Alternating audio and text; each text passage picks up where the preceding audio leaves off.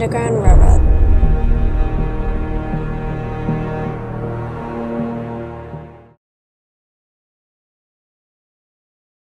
Hello, our names are Ava Marshall, Bianca Betham, and Dallas Ortiz, and we're here to talk about the Underground Railroad. Yes, we have some fascinating insights to share. Absolutely. Let's dive right in. Starting in 1619, a dark chapter in America began when enslavers forcibly took African men, women, and children from their homes and slave owners to enforce a system that would harm generations of African Americans. They were forced to work long, exhausting days in the fields, harvesting crops like rice, tobacco, and cotton under brutal conditions. They endured scorching heat, little rest, and constant fear of punishment if they didn't meet impossible demands. Their lives were filled with unimaginable suffering and hardship, yet they showed remarkable resilience, holding on to hope and preserving their culture, stories, and traditions against all odds. For those who dreamed of escaping to freedom, the journey was filled with unimaginable risks and hardships. They often had to travel hundreds of miles by foot, hiding by day, and moving cautiously under cover of night. Some hid in wagons or clung to the undersides of carriages hoping they wouldn't be seen. Along the way, they braved harsh weather, driving rain, hail, and even deadly storms or hurricanes. Every step was filled with danger. People escaping slavery often used code words and secret signs to signal each other. But even in the midst of such fear and danger, there was hope. The Underground Railroad was a secret network of safe houses and escape routes that helped people get away. The Underground Railroad offered a lifeline, a secret network of safe houses, hidden routes, and brave people dedicated to helping enslaved individuals find freedom. This wasn't just black people helping each other.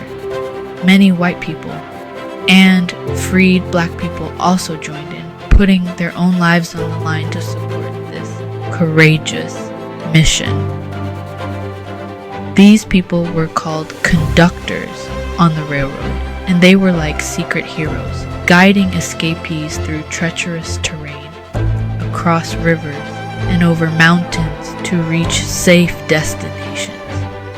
One clever way these conductors signaled to those on the run was by hanging quilts outside their homes. These quilts were coded messages, each pattern representing a specific piece of information. A certain quilt design might mean this house is safe, while another might signal "Go north." The conductors used these symbols to guide escapees without speaking a word, keeping both the escapees and their helpers safe from suspicion. Some conductors traveled with the escapees, leading them through unfamiliar landscapes and helping them hide from slave catchers along the way. Others stayed back, providing food, shelter, and supplies, or pointing them toward the next station in the network. And among all the courageous people who risked everything to help others, one name stands out above the rest: Harriet Tubman. Born into slavery herself, Harriet Tubman escaped to freedom, but instead of staying safe in the North, she chose to return to the South over and over again, rescuing others still trapped in slavery.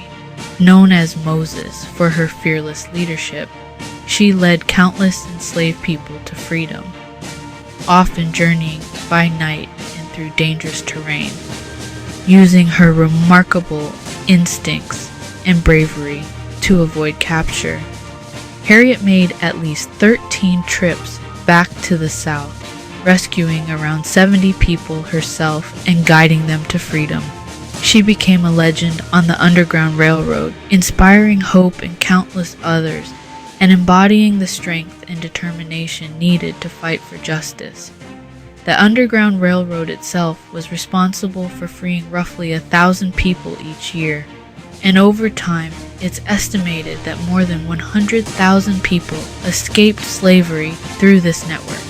The impact of this incredible movement changed lives forever and helped lay the foundation for the fight for freedom and equality in the United States.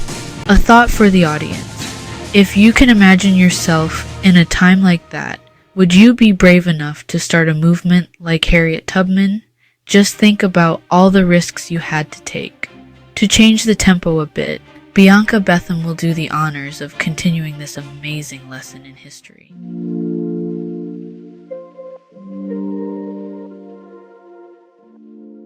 The Underground Railroad effectively ended in 1863 as the Civil War raged across the United States. By this time, the country was deeply divided over the issue of slavery, with the northern states fighting to end it and the southern states fighting to preserve it.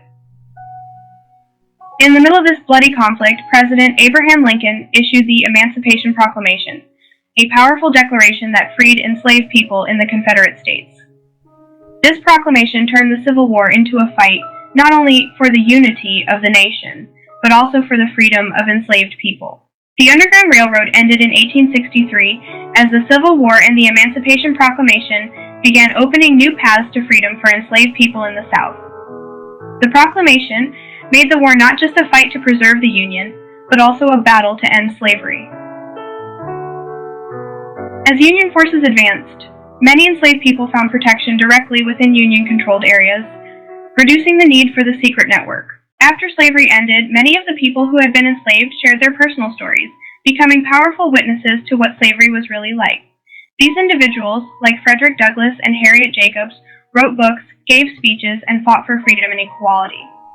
Their stories helped expose the truth about the cruelty of slavery, which many people were unaware of or tried to ignore. After the Underground Railroad helped enslaved people escape, the 15th Amendment, passed in 1870, gave African American men the right to vote. It banned voting restrictions based on race, color, or former slavery. The Civil War was partly caused by tensions over slavery, which were highlighted by movements like the Underground Railroad.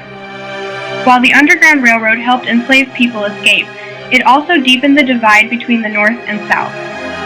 The war ended with the Confederacy's defeat and led to the 13th Amendment, which abolished slavery in the U.S.